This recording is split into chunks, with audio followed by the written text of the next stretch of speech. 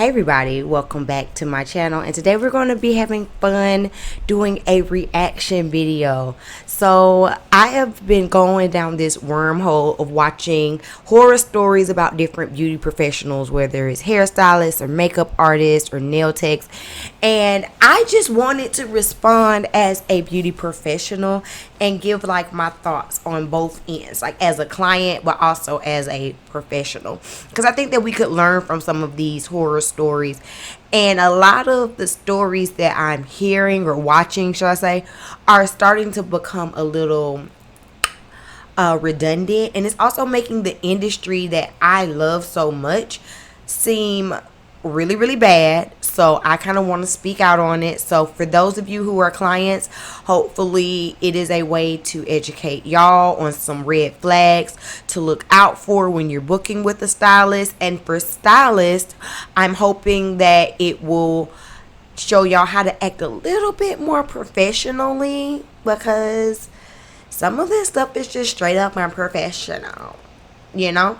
So I hope y'all enjoy this content. I think I'm going to make this a series because, like I said, I've been enjoying these different story times, and so I just really want to like get into it with y'all. All right, so like the video, subscribe, please share it if you enjoy it. All of the original videos that I use will be in the link in the description, so y'all can check out these people's channels if you're liking the video that you see. And yeah, let's go ahead and jump into this first story, this first horror story.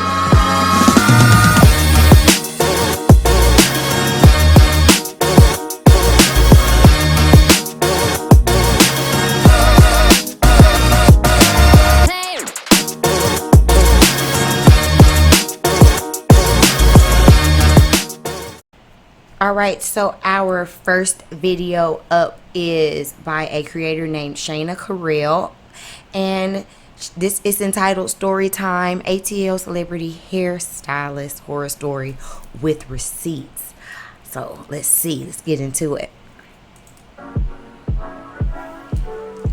She's cute.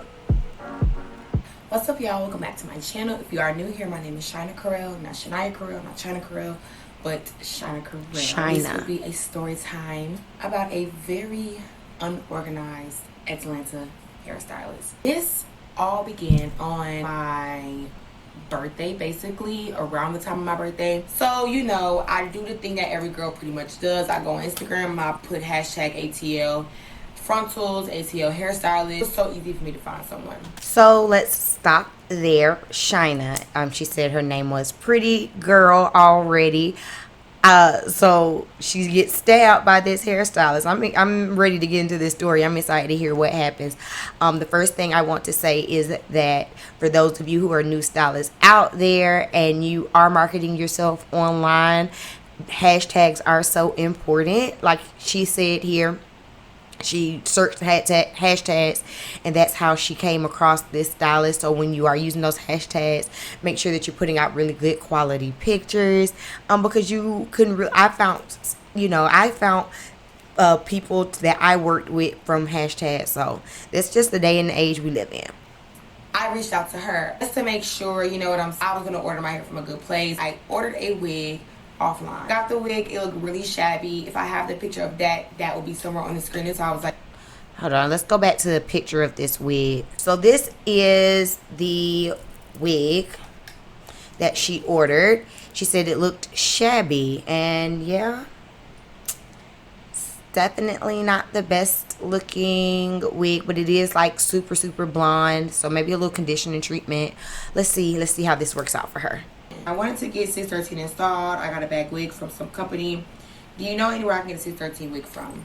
She doesn't reach out to me at all, and thank God I found some hair from a great company. When you are in Atlanta, everybody's HD only, transparent lace only.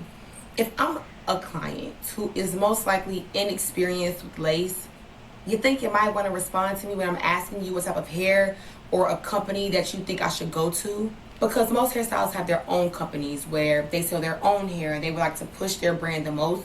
That's true. And if that was the case with her, I would have took her hair. Your hair, you're more familiar with working with it, and you much rather install your own hair. That way you get more promo and you can ensure that your clients will bring you the correct lace that you like to work with. So I'm gonna stop right here. So she talks about how there are different clients or different stylists who are requiring a certain type of lace, whether it's HD lace, transparent lace, Swiss lace, whatever.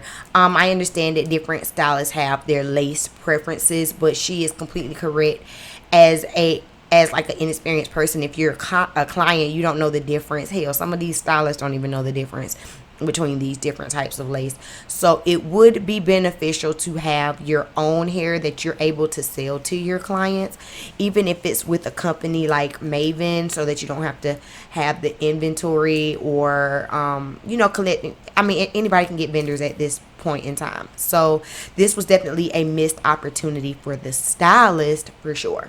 Via her booking site, it would have only taken her, I believe, an hour and some change to do my hair. I felt that I planned my day out good. 2 hours to do it, just in case she ran over. 2-hour padding. I felt like if anything went wrong, I'd have time to fix it. Of course, you know what happened. So she says that the appointment is going to take at least an hour, which is crazy. Just me thinking in my stylist brain about doing a wig install. An hour, that type of appointment for me is at least 2 hours, and I'm going to tell you why, especially if you haven't dropped your unit off beforehand, because I'm going to have to bleach the knots, or since it's a 613 unit, I don't have to necessarily bleach the knots, but I still have to customize the lace in some type of way. I have to shampoo, dry, and braid down your hair. We have to glue it down, so that's going to at least, and we have to style you, so that's at least an hour and a half to 2 hours for an appointment. So by the fact that this stylist says it only takes them an hour, I'm assuming that she doesn't shampoo hair. Maybe she's just super fast. Some people are super fast. That's just, Okay, let's see. That's when I texted her, hey, I'm here for my 8 a.m. appointment. She responds back within about 8 minutes and says, okay, hold on. When I heard, okay, hold on, I was thinking maybe she's with another client. Via her booking site, I must give a disclaimer. Allow about a 30-minute grace period in case things roll over. And I mean, stuff happens. I text back 8:29 and I say, okay, what time do you plan on starting? Because I have another appointment at 12. No response. All right, so she's at the appointment at 8 o'clock. The stylist isn't ready. Cool. She asks if she can get food. At this point, it's almost 30 minutes past the time for her appointment to start. So I'm confused because she still hasn't gotten in to even see the stylist to say like, hey, okay, I'm finishing up, or, so you're not waiting outside. So that's kind of weird. So by the time she goes and gets food and comes back, it's 9 o'clock. So you're already an hour late to start your appointment as a stylist. That is unacceptable. That is completely unacceptable. If I were this client, I would be hot already by this point. So let's see what's going on. I then saw a car pull up very viciously, very aggressively to the little like a salon complex, and turns out it was her. So you weren't working on the client. I don't know what you were doing. She hops out of her car with the quickness, walks into the salon. As she's walking is when I get that text that says, come to door. I said, okay, come to the door. So you're here for your 8 a.m., but it's officially 9 o'clock. So technically I'm here for a 9 o'clock because you're late. Okay. I wonder what her excuse was. Well, she really didn't have to say, because, I mean, at this point it was 9 a.m. You know what I'm right. saying? I see that it's very dirty. Very dirty in the salon. Fast forward, she begins to braid my hair down because, of course, I had to come wash and blow dry. I figured. She starts to braid my hair down aggressively, like very aggressively. Not to mention, there was a stench. Not in the salon, but on her body. Y'all know that stench that tells me that you just got done doing something that adults do. That stench. And she looked like she just hopped out of the bed. I explained to her how I wanted my hair. Wait. So she had a rough night is what you're saying. This stylist comes in an hour past the appointment, smelling freshly laid.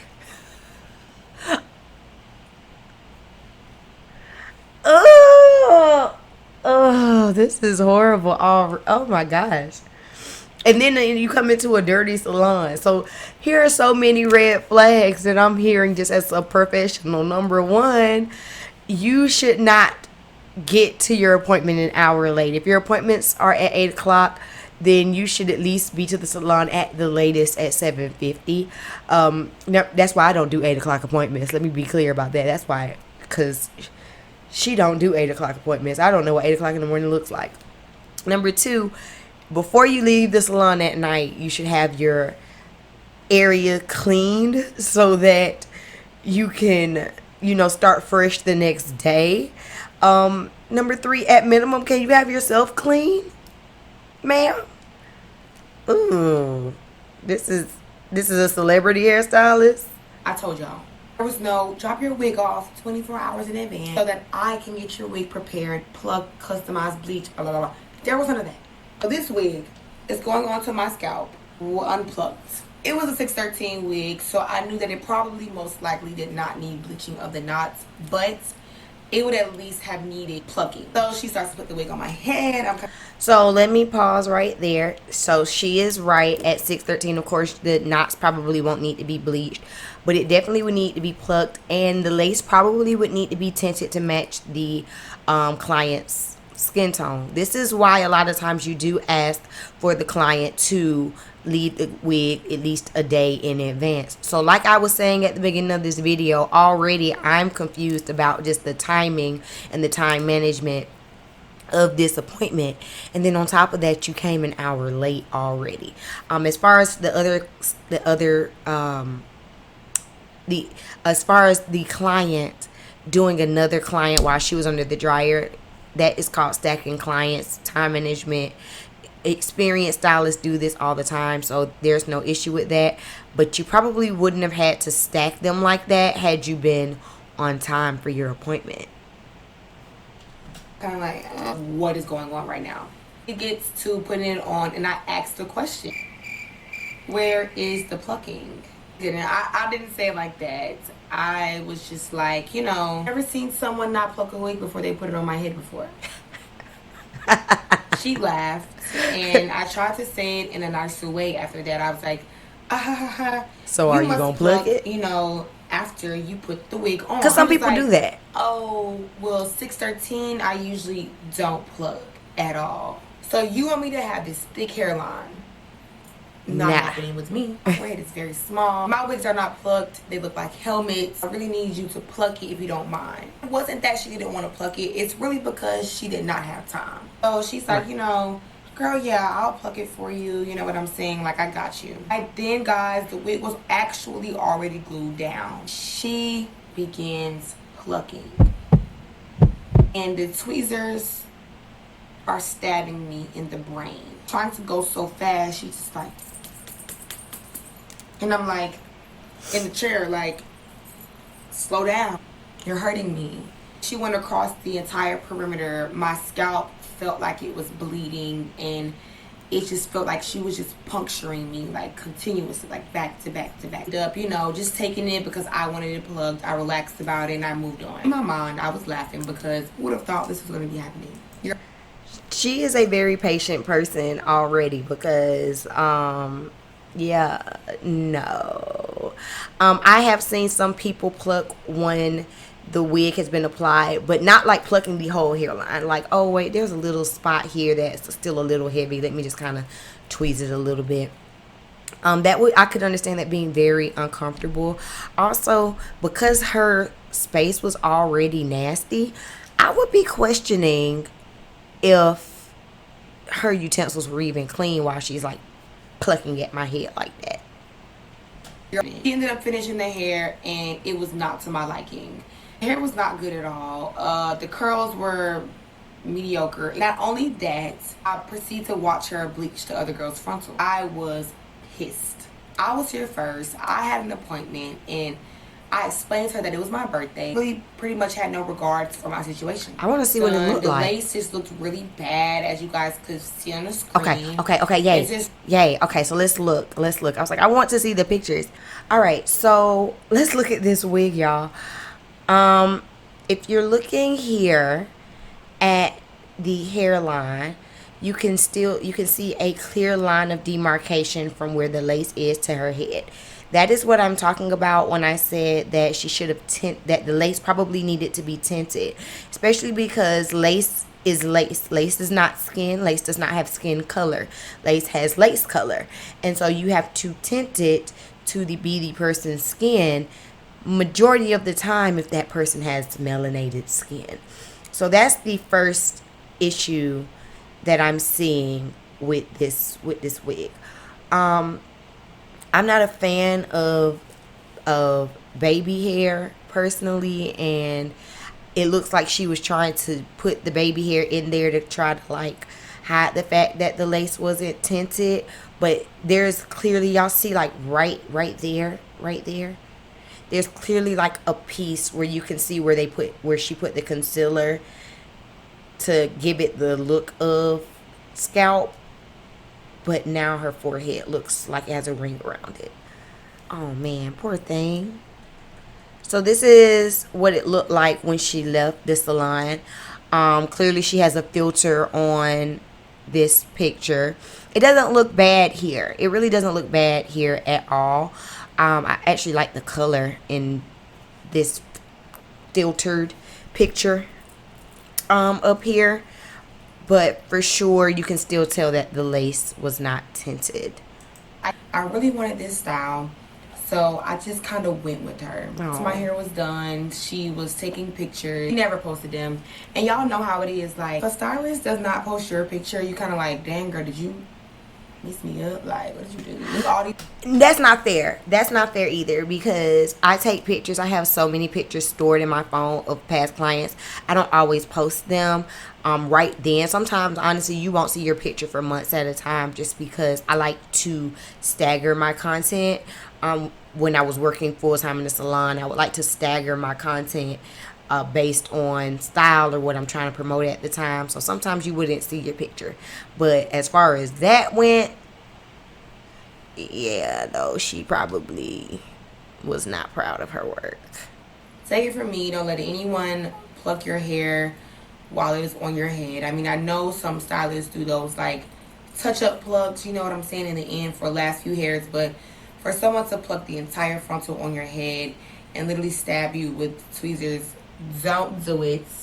My head was hurting for a while as well because of that, and I had like the scratches on my scalp from it, and I will just never go back to her again.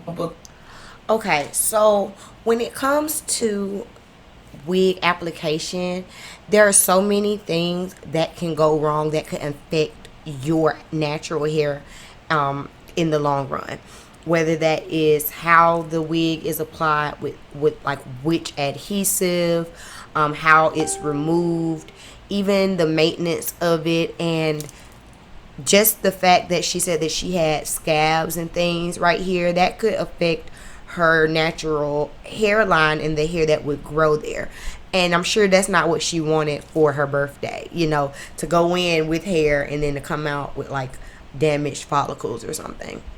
Thank you for that story. Let's talk about just some quick things, like some key things that, honey, we can take from this. Number one, if a stylist is excessively late, like, you know, 10 minutes, 15 minutes tops, things happen even with clients. Most times you do have a little grace period, but an hour late, boo, that was red flag number one. Number two, if you are going to be getting a custom wig, like if you are going to be getting a custom install, like a wig installed and stuff like that, some things that you should look out for is a policy for dropping the wig off ahead of time, or how long the stylist books that appointment. So just off of the fact that she didn't ask for the wig to be dropped off early and this appointment was supposed to take 1 hour, that already lets you know that something about this doesn't sound right.